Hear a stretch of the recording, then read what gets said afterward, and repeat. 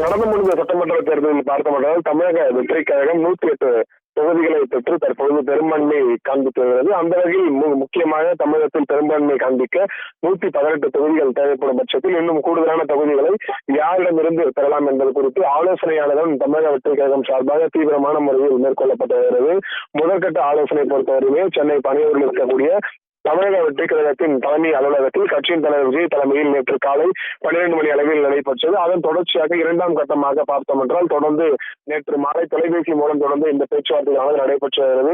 குறிப்பாக தமிழகத்தில் இருக்கக்கூடிய இந்த விசிக மற்றும் இந்திய கம்யூனிஸ்ட் கட்சி, மார்க்சிஸ்ட் கம்யூனிஸ்ட் கட்சி என பல்வேறு கட்சிகளுடன் தொடர்ந்து அந்த பேச்சுவார்த்தையானது கூட்டணிக்காக வரும் இல்லையா ஆதரவு கொடுக்க வேண்டும் என்று குறித்து பல்வேறு பேச்சுவார்த்தையானது நடைபெற்று வருகிறது.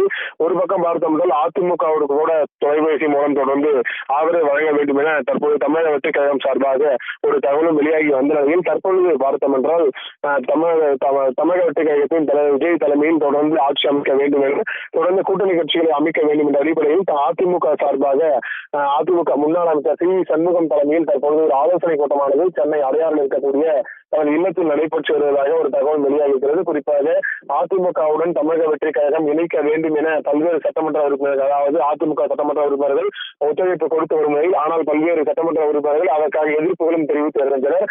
அந்த வகையில் தான் இன்று அதிமுக தலைமை அலுவலகம், அதாவது ராயப்பேட்டையில் அதிமுக தலைமை அலுவலகத்தில் இந்த சட்டமன்ற உறுப்பினர் கூட்டமானது நடைபெறுவதாக நேற்று ஒரு தகவலும் வெளியாகியிருந்தது. ஆனால் திடீரென அந்த கூட்டமானது ரத்து செய்யப்பட்டிருந்தது.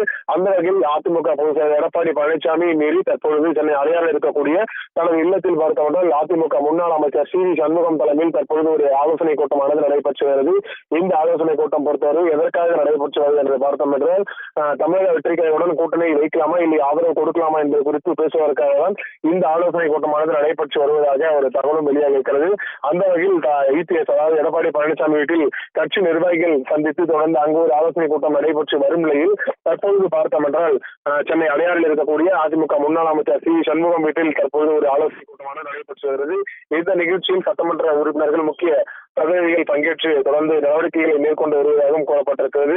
இது மட்டுமல்லாமல் தமிழக வெற்றி கழகத்துடன் இணைந்து செயல்படலாமா இல்லை ஆதரவு கொடுக்கலாமா என்பது குறித்து ஆலோசனை கூட்டம் தான் தற்பொழுது நடைபெற்று வருவதாக கூறப்பட்டிருக்கிறது. ஒரு பக்கம் அதிமுக பொதுச் செயலர் எடப்பாடி பழனிசாமி ஒரு பக்கம் ஆலோசனை மேற்கொண்டாலும் இன்னொரு பக்கம் பார்த்தோம் என்றால் முன்னாள் அமைச்சர் சி சண்முகம் தலைமையில் ஒரு ஆலோசனை கூட்டமானது நடைபெற்றது. குறிப்பாக தமிழக வெற்றி கழகத்திற்கு யார் ஆதரவு கொடுத்தது குறித்து அதிமுகவில் பார்த்தோம் என்றால் கருத்து வேறுபாடு காரணம் ஏற்பட்டிருக்கக்கூடிய நிலையில் அதற்கான நடவடிக்கைகள் தான் முழுமையாக மேற்கொள்ளப்பட்டு வருகிறது. அந்த வகையில் தற்பொழுது அதிமுக பொதுச் செயலர் எடப்பாடி பழனிசாமி மீறி இந்த ஆலோசனை கூட்டம் நடைபெற்று வருவதும் குறிப்பிடத்தக்கது.